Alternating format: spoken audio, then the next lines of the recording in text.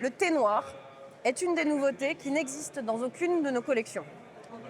La petite chose rigolote sur ce thé noir, c'est que c'est probablement l'arôme le plus compliqué que j'ai eu à formuler, pour la simple et bonne raison que si on suit le lexicon, le thé noir, l'exemple qu'ils ont donné, c'est Lipton Yellow. Le Lipton Yellow, c'est pas ouf.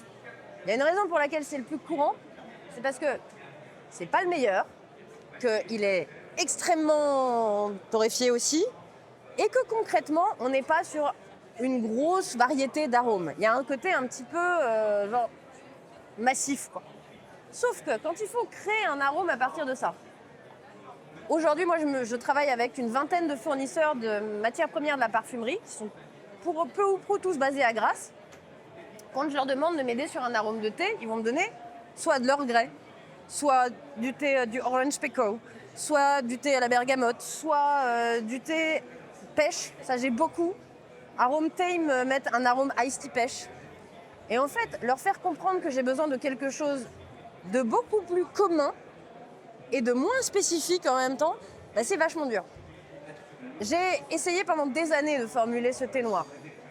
Et au final, je me suis tournée, j'ai travaillé avec une parfumeuse pour la première fois. J'ai toujours travaillé avec des aromaticiennes et là, j'ai travaillé avec une parfumeuse. Et on est arrivé à un consensus assez intéressant. Vous le sentirez, mais je vais vous le dire tout de suite en fait, parce qu'après, il y en aura d'autres où vous pourrez vous marrer.